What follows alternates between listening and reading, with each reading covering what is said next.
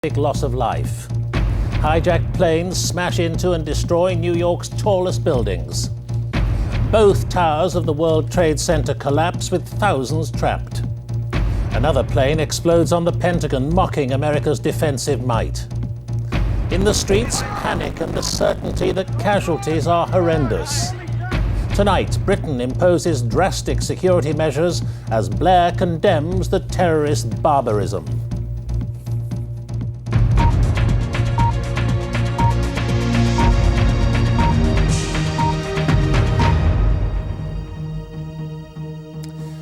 Good evening. America came under attack today from international terrorists on a scale that made it more an act of war. The centre of New York is still smouldering, with America's two tallest buildings in ruins.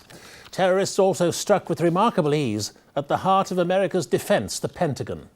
Also in Washington, other government buildings, symbols of American power, were emptied as the terror spread.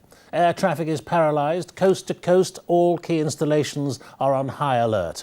And amid the nightmare, the only estimate of fatalities is that they could run into many thousands. Out of the blue, at 8:45 this morning, New York time, a hijacked airliner carrying dozens of passengers flew straight into the World Trade Center's North Tower with devastating effect. 18 minutes later, a second attack. Another hijacked jet struck the Trade Center's twin South Tower, exploding in a huge fireball. Next, it was the turn of Washington and the Pentagon, the nerve center of America's military. A third hijacked American airliner, again with dozens of passengers on board, deliberately flown into the side of the building. As panic spread on the streets, all civilian flights were grounded, New York Stock Exchange was suspended, and the White House was evacuated, along with thousands of personnel in other government buildings. Then, the unthinkable. The South Tower of the World Trade Center, the world's fourth tallest building, collapsed, followed minutes later by the center's second tower. The building, symbol of global trade and workplace for 50,000 people, reduced to rubble. No one knows how many have died. A fourth hijacked plane crashed later in Pennsylvania. 45 people were on board. There were no survivors. There's been a stunned reaction across America and around the world. Here, Tony Blair has called an emergency cabinet committee meeting and put Britain on a high state of alert. Our first report on the day that terrorism struck at the heart of the world's most powerful nation is from James Robbins. It should have been a perfect day. But just before 9 o'clock, the pure blue sky over Manhattan was filling with smoke. A hijacked American airliner had just smashed into the North Tower of the World Trade Center. No one quite knew what had happened. Surely this must have been a terrible accident. But what happened next showed these were no accidents. A second hijacked airliner, a Boeing 767 with 92 people on board, is flying straight for the other tower.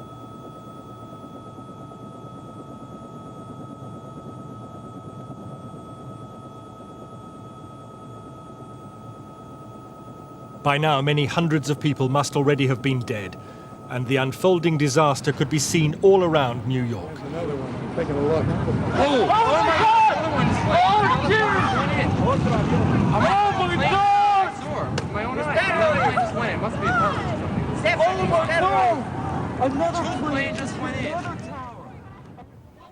At that time, there would have been about 10,000 people in each tower of the World Trade Center, many thousands more in the Wall Street financial district all around. Those who could were running for their lives.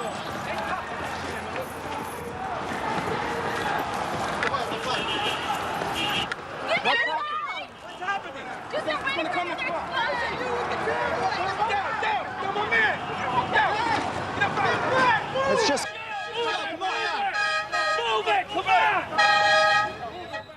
I was just standing here watching the World Trade Center after the first plane hit. I just saw a second plane come in from the south and hit the South Tower halfway between the bottom and the top of the tower. It's got to be a terrorist attack. I can't tell you anything more than that. I saw the plane hit the building.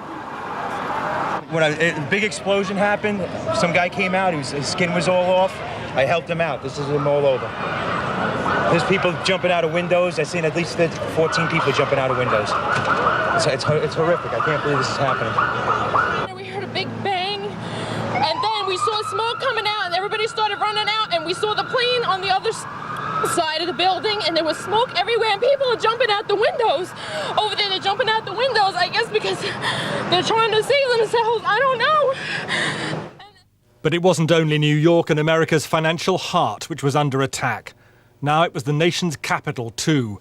In Washington, the Pentagon was hit, headquarters for the armed forces of the world's superpower. A third hijacked airliner, again with dozens on board, had been crashed with devastating results. By now, smoke was billowing around Capitol Hill, and the White House was being evacuated. People were talking of a new Pearl Harbor, someone declaring war on the United States. And back in New York, the nightmare was still far from over. Firefighters were in the basement of the World Trade Center, wondering if the building above was safe. The unthinkable was about to happen. The South Tower, all 110 stories, collapsed, and it was all live on American television. Thanks very much. Completely collapsed. The whole side has collapsed? The whole building has collapsed. The whole building has collapsed? That thing has collapsed. That's the southern tower you're talking Exactly. The second building that we witnessed the airplane enter. On the ground, emergency services hardly knew which way to turn. People still trapped in the second tower had seen it all and could only wave in desperation. But it was already too late for rescue. The second tower, representing America's trade and wealth, was about to go.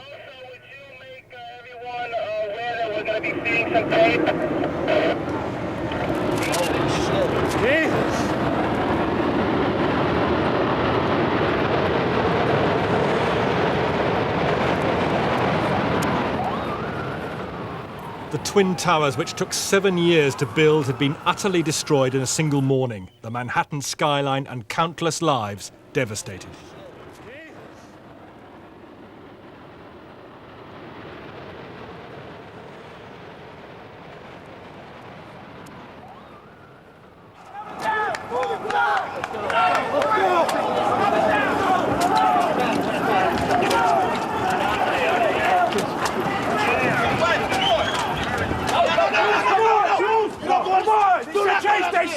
Do not go down the ground.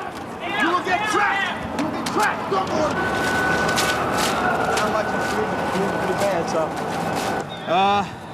Big boom. Come down the steps. Everything fine till we got to the basement, and then everything just fell in. I got trapped under there with another guy. Crawled out. Kept getting hit in the head. Bags rolled around. Finally, we clawed our way out over the rubble. Yeah. Come on down. We did all right. All right, way to be, Tom. Let's go. Even the bloodied felt incredibly lucky on this terrible day. And firefighters could embrace each other for a few moments before facing many more hours of trauma. As New York struggled to cope, to adapt to the clogging dust, the fallout of so much tragedy, more news was coming in, a fourth crashed airliner in Pittsburgh. And somehow American government seemed almost powerless amidst all this. The centers of that power had been evacuated, key congressional leaders taken to secret locations. The president himself whisked to a nuclear bunker in Nebraska, shaken but pledging somehow to find those who masterminded this day of mayhem and massacre. Freedom itself was attacked this morning by a faceless coward, and freedom will be defended. I want to reassure the American people that the full resources of the federal government are working to assist local authorities to save lives and to help the victims of these attacks. Make no mistake, the United States will hunt down and punish those responsible for these cowardly acts. Hours after the attacks, the United States, the whole world, is struggling to take it all in. There's really no more rescue the firemen can seriously attempt. It's now a question of salvage amid the wreckage, as others in New York try to establish how many men, women and children have been lost. A priest picks his way through the New York ruins. The World Trade Center has been reduced to the stumps of skyscrapers that once helped define one of the world's most vibrant cities, normally loud with life. An entire society feels itself violated by terror. James Robbins, BBC News.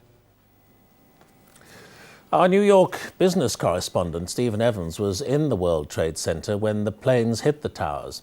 Stephen was telling a local New York television station what he'd seen when, during the interview, one of the towers collapsed behind him. We had that big explosion from much, much lower. I don't know what on earth caused that. The thing that strikes me is, one, the terribleness of the incident, whatever the cause, and we don't go into politics, but whatever the cause, the terribleness, the hugeness of what's happened. So huge, in fact, that most of the people around simply can't understand what happened. People were just standing around, talking at each other, nodding their heads. Oh my God! We gotta go! We gotta go! We gotta go! Oh my God! We gotta go! Right, sorry, it's going down. It's going down. Don't worry, it's going down. It's going okay from here. But you need to shoot. Sorry, it's not much. Quick! Don't go into a building. There's no game. Right, come on. Get this. We're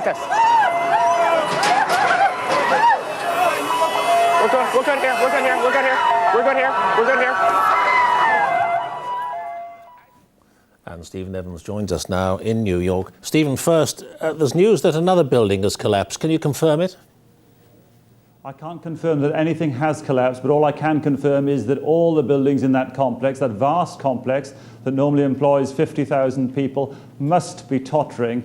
I think we can bring you pictures of the scene as it is now, and you will see dust everywhere. What strikes me about the pictures is that a lot of the emergency vehicles have got dust and debris on top of them, and that's because they arrived there very, very quickly indeed, and then new buildings collapsed, new devastation was caused. I don't think anybody really knew how that structure, nor could anybody know how those structures would react to an aircraft, two aircraft flying into them. So the thing now is that nobody quite knows what's underneath that debris. How long did it take people to realise how serious the situation was, that the buildings were doomed? When you were down there when you heard the first impact, how long did it take people to catch on that they had to get out? It took people immediately knew they had to get out. People immediately knew that there was something serious going on. But actually, you didn't know how serious. I didn't know how serious until, what are we now, 9 hours later. It is sinking in very, very slowly.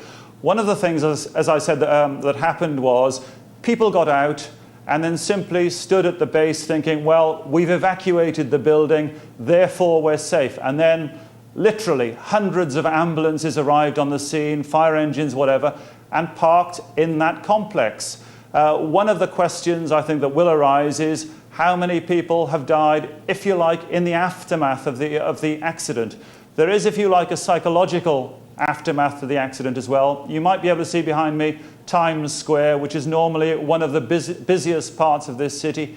It is deserted now, partly because it's been closed off to traffic so that ambulances can get up and down this island, ferrying people wherever they need to be ferried. But also, people, I think, have gone home. It's a cliche in these events, if we've ever had an event like this one, that people are shocked and stunned. But they are. The few people who are down there are simply looking up at boards with the latest news and not saying very much indeed. Stephen Evans, thank you. It may be at least 24 hours before there's any accurate estimate of how many have died in the attack, but the mayor of New York said tonight the death toll would be more than any of us could bear. He also appealed for blood donations for the injured, who've been taken to 170 hospitals across New York. Rescue workers overwhelmed by their task. For New York, this was a nightmare come true. The scale of the carnage remains unclear, but it's possible that many thousands of people may have been killed. It's still too dangerous for the authorities to search the rubble that was the World Trade Center. The National Guard has been sent in to relieve exhausted firemen. The hospitals are overwhelmed. All right, well then let's go north then. For a while, the city's mayor, Giuliani, was himself trapped in the emergency control centre, which was close to the towers. Later, he said the city's hospitals had been coping with more than 2,000 injured.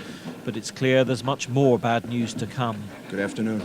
The number of casualties will be more than any of us can bear, ultimately. And I don't think we want to speculate on the number of casualties. The effort now has to be to save as many people as possible. As survivors walked around dazed, no one could be sure how many did not escape before the towers collapsed. Some estimate as many as 20,000 could still have been inside. Across America tonight, families will be coming to terms with untold grief. Within a couple of hours of the attack, volunteers were queuing to give blood at this Red Cross centre after the city's hospitals reported a critical shortage. Red Cross shelters are also being set up, offering support to the injured and bereaved. In Washington, rescue workers tended to hundreds of defence staff. After the Boeing 757 had crashed into the Pentagon, there was an orderly evacuation from the rest of the building. But nearly 5 hours later, the flames were still too intense to allow rescue in some affected areas. Again, the death toll is uncertain. I don't have any sense of scale at all. We know there are casualties. I can't give you a good number. And we're going to work to try to get that as quickly as I can, but we don't have it yet. America is in shock. As well as the casualties on the ground, 266 died on board the 4 aircraft. But everyone knows that that is just the start. The full horror of what's been done to this resilient nation will take time to sink in. Neil Dixon, BBC News. And I'm joined from Washington by our correspondent Tom Carver. Tom, what news from the seat of government tonight? Is the president back at the White House? Not yet. No, he is flying back at the moment from an Air Force base in Nebraska, where within the last half hour he convened his National Security Council. He was on the phone. Dick Cheney was in the Situation Room underneath the White House with Condoleezza Rice, his National Security Advisor. A number of things came out of that. The National Guard in various places has been mobilized. The borders of America have been sealed, and forces around the world, American forces, are on the highest state of alert. Here in Washington, I should say that it really feels like the Capitol has been sealed off. Air Force One will be the only plane that will be allowed in here for the next 12 hours. Congress has been evacuated, so have all the federal buildings, and behind me here is the smoke from the Pentagon, which is still burning. How is Congress and the Washington establishment reacting? What are they all saying the president should do? I gather he's going to broadcast later tonight. What has he got to say to satisfy them? Well, the mood here, I would say, is a mixture of astonishment and anger. A number of congressmen are calling this a second Pearl Harbor and demanding immediate retaliation. I spoke within the last 20 minutes to an intelligence source, a senior member of the intelligence community, who said, "We are at war at this particular moment in our history." Obviously, there are a lot of other people who are also calling for calm, but at the moment, that calm is not really being felt. Tom Carver, thank you. Worldwide condemnation of the attacks has been swift, and so too have been the denials of guilt. Those responsible will have had money and resources that are available to only a few terrorist organizations, and the focus of the investigation into America's worst breach of security will inevitably fall on Islamic and extremist groups. As George Ekin reports, it will be those responsible for previous attacks on US interests around the world who will come under closest scrutiny.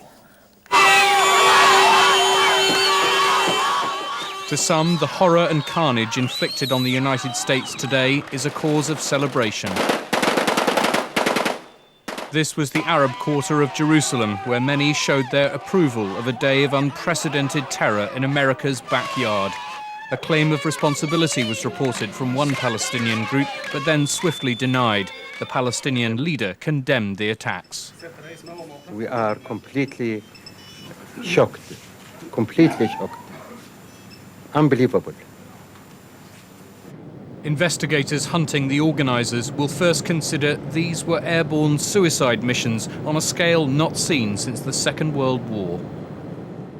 I think it's almost impossible to believe that a hijacker could convince an American domestic airline pilot to commit suicide by flying into the World Trade Center. I have absolutely no doubt at all they had trained pilots. We know in the past that they've had pilots who have been perfectly capable of flying aircraft, and can only be the only, I think, answer to this. American pilots would not do this, but Arab fundamentalists may well be prepared to. And it's this wealthy Arab fundamentalist that American officials are already naming as an immediate suspect, Osama bin Laden. He controls and finances Al-Qaeda, an umbrella network of Islamic militants, and he's vowed to destroy the United States. Bin Laden is accused of masterminding a string of attacks, including the US embassy bombings in East Africa 3 years ago, which killed more than 200 people.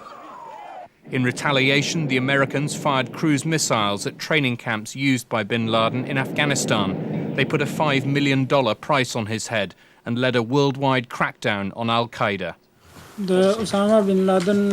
Afghanistan's ruling Taliban, which continues to offer bin Laden sanctuary, insists he isn't capable of carrying out attacks like today's.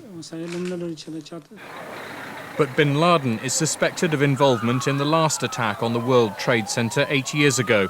6 people died when a bomb exploded in an underground car park. His associate, Ramzi Youssef, was jailed for that, and for plotting to blow up a dozen American airliners over the Pacific, a plan which in some respects foreshadowed today's terror.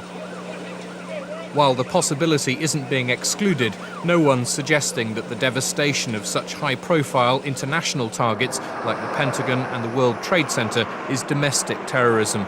The sophistication of today's attacks with highly trained perpetrators and their synchronization to occur within 2 hours point towards months, if not years, of preparation. Does all this mean then that a rogue state might be involved? Some experts are skeptical. Countries have realized that as governments, their involvement in terrorism has cost them more than it's gained them. And so there are very few countries left who are in the real terrorism business. Obviously, some governments fund groups that may conduct terrorist acts, but that's very different than actually providing government support for it. State condolences flood in, yet it seems highly unlikely, if not impossible, that the biggest and bloodiest terrorist operation ever could have been planned and prepared without a single government around the world even noticing. George Eakin, BBC News. And we're joined now by our World Affairs editor, John Simpson, who's in Islamabad, and from Jerusalem by Orla Gearin. But John Simpson first. John, you've just been in Afghanistan across the border, where you spent the last week. Bin Laden is supposed to be holed up there. Has he, in your view, got the resources and the organisation to carry out an attack of this complexity? Yes, I think he has. He's got, we know, the fanaticism, he's got the followers, he's got the money, and he's got, frankly, the imagination to do it. He has something like 2,000 men in training camps in Afghanistan. Most of them, perhaps almost all of them, Arabs from countries like Algeria, Saudi Arabia, from Egypt. The best ones are selected off. The others simply go and fight in Afghanistan's own war. But the best ones are given special training. There's a camp, it said, near Jalalabad, where people have heard gunfire in the mornings, in particular, which may be one of those training camps. It's difficult to know. And he certainly does have the organization. After all, only 2 or 3 days ago now, 2 Arabs really using the cameras and so on, which were booby-trapped, managed to kill an extremely well-guarded figure of the Afghan opposition.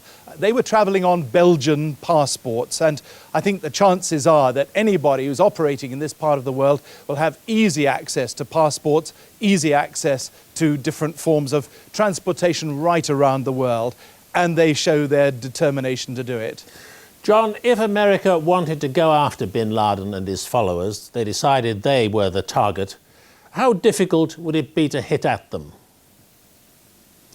Well, it's easy enough to hit at Afghanistan, and I do think it's important to draw the distinction between the Taliban government in Afghanistan, who are bin Laden's hosts, not perhaps all that willingly his hosts, and the man himself. I think it's frankly going to be extraordinarily difficult for the Americans to hit him. He's got his own peculiarly difficult and complex system of communications, which they simply can't break into. I think, frankly, they'll if they're going to attack, they decide that the attack has come from there, they'll hit Afghanistan very hard, they'll hit the hosts, but frankly, I doubt very much whether they'll get the guest. John Simpson in Islamabad, thank you. Ola Girin in Jerusalem, who do the Israelis think did it? Well, for the moment, for Israel, Osama bin Laden is also the prime suspect, although what intelligence experts are talking about here is not bin Laden alone. They're not convinced that he has the infrastructure and the capability to pull off such a sophisticated attack that was coordinated so precisely. So what they're talking about is bin Laden plus. Bin Laden operating with the support of another state, speculation focusing on Iran perhaps or Iraq, although so far there is no proof of that. But certainly the presumption here is that this is Islamic extremists outside of Israel rather than on the inside. How do you square Mr. Arafat's condemnation of this atrocity with the jubilation we've seen on Palestinian streets? Well, to be fair to Yasser Arafat, I think he seemed to be genuinely as stunned and flabbergasted as the rest of us by these events. Yes, we did see some celebrations taking place and those scenes were quite horrific, but I think we have to put that in its context. We have not had mass spontaneous rejoicing across the West Bank and Gaza. In fact, most areas have been very quiet. I think the majority of Palestinians, like the majority of people everywhere, have been inside their houses, glued to their television sets, with increasing degrees of horror as they watch the events unfold. And I think that many Palestinians have been down on their hands and knees, praying that this is nothing to do with them and that they won't be asked to pay any price for it. Ola Girin in Jerusalem, thank you. Here, the Queen expressed her total shock at the terrorist outrages and sent her sympathy to President Bush. And the Prime Minister said Britain stood shoulder to shoulder with the United States in the fight against the terrorists. He announced that government and military buildings here had been placed on alert and that a series of measures were being imposed to step up aviation security across Britain's skies. Here in Britain, a dramatic curtailing and rerouting of flights are among the measures agreed by the Prime Minister. Tony Blair spent more than an hour closeted with senior cabinet colleagues, officials and intelligence advisers. We have stepped up security at airports to the highest levels. No flights will take off from the United Kingdom for which we cannot apply the highest standards of security for aircrew and passengers. Private flights have been stopped except where specifically authorised. Flight paths into London have been changed so there will be no civil overflights of central London. Security has been increased across the full range of government buildings and military premises. But the bigger political question for Mr. Blair was how closely he wanted to associate Britain with the United States at a dangerous moment. There was no shred of doubt about that. This mass terrorism is the new evil in our world. The people who perpetrate it have no regard whatever for the sanctity or value of human life. And we, the democracies of the world, must come together to defeat it and eradicate it.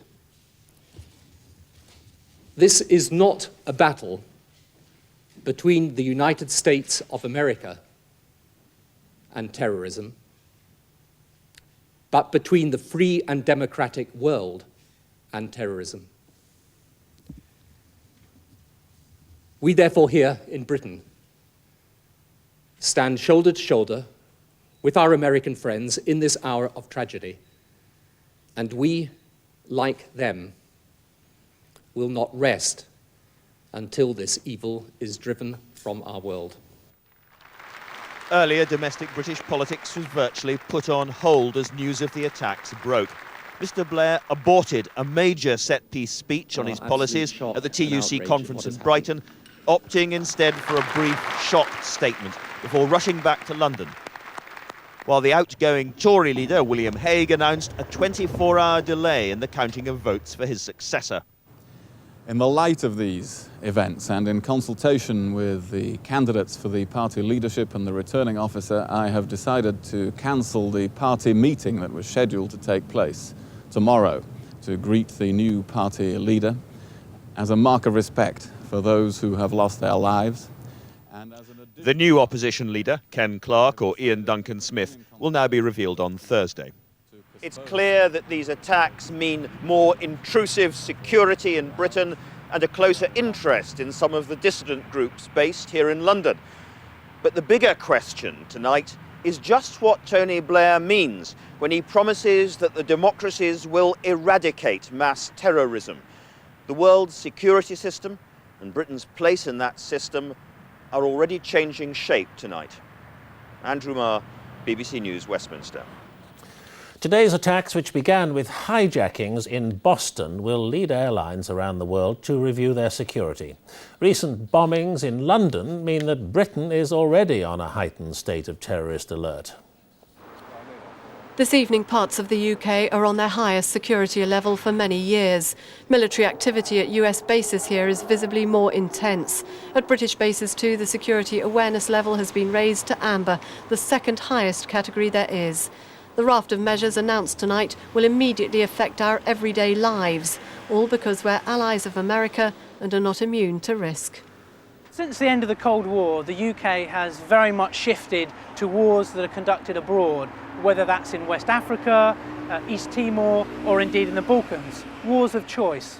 What this indicates is that wars and conflict are not outside our own national territory, and that sometimes they come home and affect us, the individuals. In response to events in America, the London Stock Exchange was evacuated, along with other prominent buildings. Elsewhere in the city, communications with the States failed. Workers could only watch in horror as events unfolded. Yeah, you should be giving CR24 number to anyone who wants ongoing. Control Risks advises businesses on how to minimise the risk of terrorist attack. Tonight, its message to increase security was taken up by thousands of private companies and by the government. You're going to see all prestige buildings are going to be much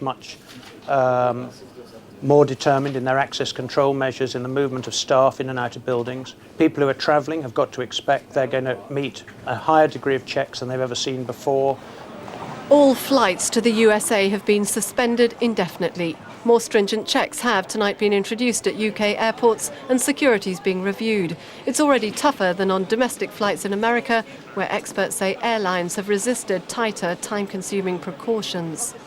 The domestic point has been known by anybody who knows anything as America's weakest point, and this has just proven it in the most horrific way possible. In London, some police leave's been cancelled and hundreds of extra officers drafted in as the city's put on heightened alert. It's the same abroad. But even as Americans at embassies worldwide mourn the dead, the Foreign Office here warns there could be further atrocities and says British citizens travelling to Muslim countries should be particularly vigilant. Margaret Gilmore, BBC News. The World Trade Center was among the world's most famous landmarks, a giant monument to the power of global business and the market economy. The complex was the size of a small city. Tens of thousands of people worked there. But its architects never imagined it would need to withstand the kind of attack seen today. Here's Fergus Walsh. The Twin Towers of the World Trade Center dominated the skyline of Lower Manhattan. When the World Trade Center opened in 1973, they were briefly the tallest buildings in the world. They were also potent symbols of global commerce and world prosperity. Looking at these archive pictures, it's hard to believe they've been reduced to nothing more than rubble. They were quite simply enormous. Each tower was 1,350 feet tall, 110 stories high. The World Trade Center was the largest commercial complex in the world, effectively a mini-city. 50,000 people worked inside, 90,000 visited the building every day. 1,200 companies had offices there, including American Express, Salomon Brothers and Deutsche Bank. There were also scores of international trade organizations. Below ground was a huge shopping complex and even a subway station carrying thousands of people to and from the center. So how could this have happened within an hour of the impact, the towers collapsing to the ground?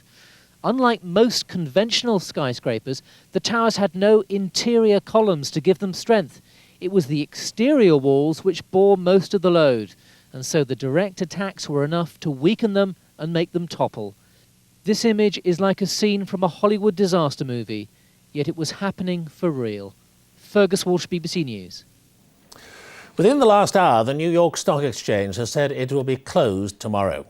The effects of today's attacks are already being felt throughout world markets. I'm joined now by our business editor, Jeff Randall. Jeff, has a major financial centre ever taken a blow like this before? No, I don't think so, Peter. It's inconceivable to think of anything like this happening around the world. I mean, since the Second World War, we've had some pretty horrible shocks. We've had the Korean War, the Vietnam War, the Falklands War. But this strikes right at the heart of the American financial system. I mean, these towers were in the area known as Wall Street. This is America's financial system being hit hard, and it's really brought home the full horrors of terrorism. Will they be in any hurry to reopen? No, I don't think so. We've said that they won't be opening tomorrow. I'd be amazed if they open within a week, frankly. It's not just a question of fixing broken systems. It's about human spirit and decency. I spoke to some people in American banks here today who have friends on Wall Street. They weren't concerned about markets or share prices. They wanted to know what had happened to their friends. Had they got out? Were they safe? I suppose there must be some possibility that key Wall Street figures have been casualties. I think it's almost inevitable with so many people in that building. We think there may be 10,000, 15,000 people in there this morning. At its peak, there would be 40,000. It's almost certain that some very senior figures will be involved. Is it possible to say from past experience what major terrorist acts, and they don't come any bigger than this, can do to world markets, what economic damage they can do? Well, it's not so much a question of terrorism, but just shocks. If we think back to 1974, when OPEC raised the price of oil, the world economy went into recession. During the Gulf War in the early 90s, soon after that, the world economy went into recession. With world markets so uncertain now and confidence so low, I can't see how this does anything other than real severe damage. And I'm afraid to say I do think this is a real threat to the world economy and could tip us into recession. Jeff Randall, thank you.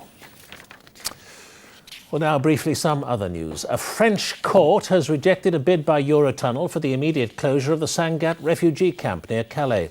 The Channel Tunnel operator said it was being used as a base for attempts to enter Britain illegally on cross-channel trains and lorries. Last night, like every night, the illegal immigrants were on the move, making the short walk from Sangatte to the tunnel entrance, biding their time, waiting for the right moment to make a jump for it.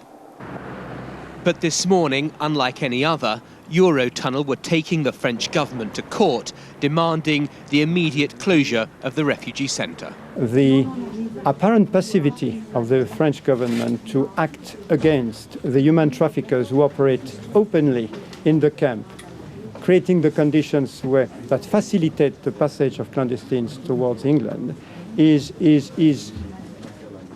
worsening the condition. Eurotunnel, who are spending millions on security and daily are trying to make the incursions more difficult, have vowed to appeal against today's court ruling. Arguing to keep Sangatte open, lawyers for the French government somewhat extraordinarily wondered in court why all the media fuss about a simple disused warehouse, and said that closing it would be no solution. They will stay here. If it's closed, if you lose, what they will happen? Will be in the street.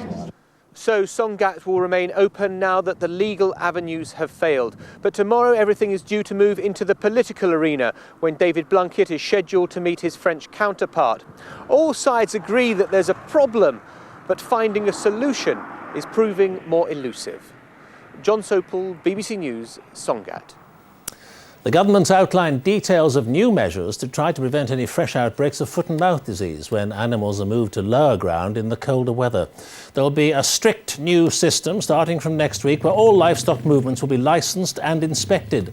There will also be tighter controls in high-risk counties. Glasgow Rangers Football Club has appealed against an order by UEFA, the governing body of European football, to play a match in the former Soviet Republic of Dagestan, which borders Chechnya. The club said they were concerned about their safety. UEFA says the match should go ahead as planned. Two English clubs were playing in Champions League matches tonight. Liverpool had to settle for a 1-1 draw against the Portuguese side Boa Vista. Michael Owen scored the equaliser in the first half. And Arsenal were beaten 1-0 by Real Mallorca, who earned a penalty when Ashley Cole was sent off in the 11th minute. And now more on the impact of today's attacks in America. I'm joined in the studio by James Robbins and in Downing Street by Andrew Marr. But James first, when America gets its act together, what's it going to do? I think it is certain that there will be retaliation, I think massive retaliation, because after all, we've seen the precedent of America going after Osama bin Laden before, after the attacks on the American embassies in Africa. That attempt was unsuccessful. They launched some 70 Tomahawk cruise missiles from the ocean towards his camps in Afghanistan, but he himself escaped. Clearly, after an outrage on a much larger scale, they are not going to do nothing. They are going to act and act toughly. And I think the implications for the Middle East are frankly daunting. Will heads roll in America's intelligence community who did not see this coming? I think that's also a very distinct possibility. I mean, it is extraordinary that both the CIA and the FBI failed to detect the threat and failed to prevent 4 separate, concerted, synchronized attacks, successful hijacks of American domestic aircraft, and then they were piloted with deadly accuracy onto these most important of targets. It's very hard to believe that America's intelligence establishment can escape the blame. James Robbins, thank you. Andrew, a very comprehensive list from number 10 of security measures. Do ministers fear that this threat now could come here? Well, it's certainly possible, and Tony Blair has gone out of his way to associate Britain with America at this moment. He's been spending the time since that meeting with other ministers and officials speaking to other, mainly European leaders. He's spoken to Chancellor Gerhard Schroeder, to President Chirac, to Mr. Jospin, and indeed to President Putin in Russia. And part of the reason for that is not simply to explain that there is solidarity with America, but also to make it clear that the world should act together, democracy should act together. And I think there is a real sense in London of anxiety and worry about what the Americans in their agony might do. And a sense that there has to be, if you like, a grand alliance of cool heads, friends of America, to try internationalize this. Because, of course, there are American responses which could make this awful situation even worse. You pointed up earlier Mr. Blair's use of the word eradicate of terrorism.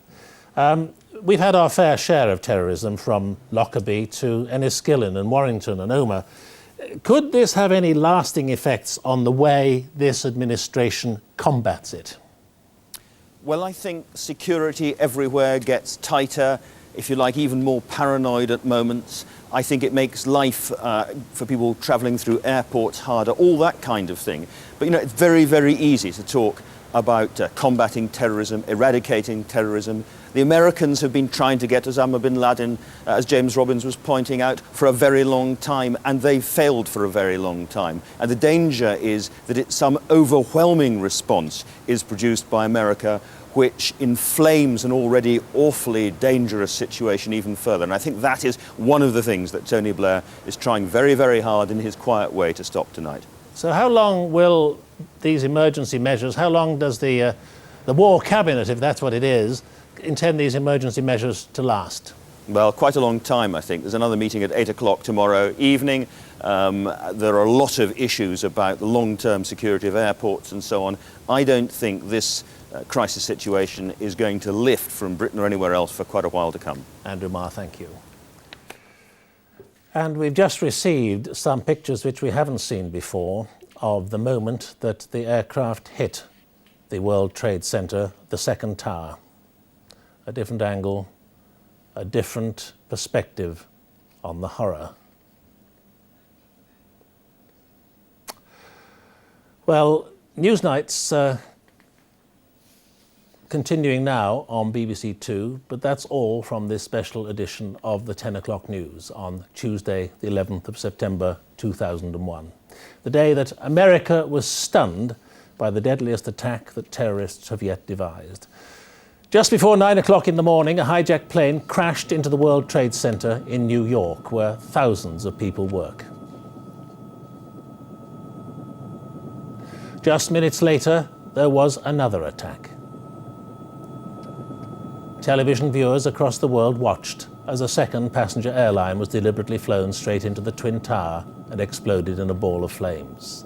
As America reeled from the impact in New York, a third hijacked plane, again with dozens of passengers on board, struck a wing of the Pentagon in Washington. A fourth hijacked plane crashed later in Pennsylvania. There were no survivors among the 45 people on board. Today will change Americans, and it could change the world, because it was the day that terrorism declared war by claiming not scores, but thousands of victims. And by comparing it to Pearl Harbor, Americans grieving, shocked, and angry have served notice that they now expect their democracy to carry the war to the enemy that so despises it. From the 10 o'clock news, good night.